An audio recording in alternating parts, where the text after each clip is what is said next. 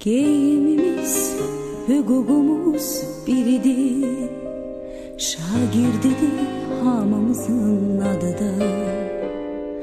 Elə bil ki boyumuzda eynidir, aman Allah nə xoşbəxtlik biz onda.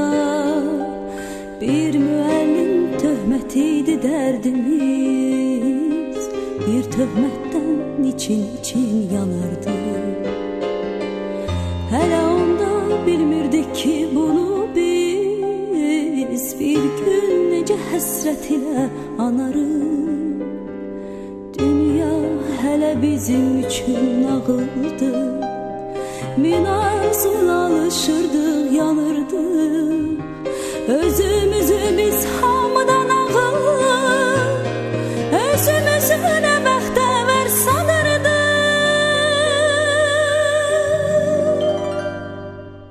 Məktəb illəri ömrümün ən şirin duyğulu qayğısız günləri, hər anı bir ömrə bərabər seyirli günləri, ən təmiz arzulu günləri.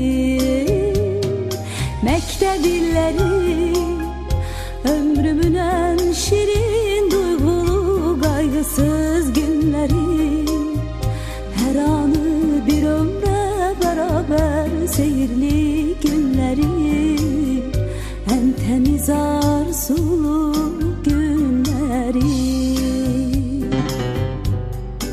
Big Ağız.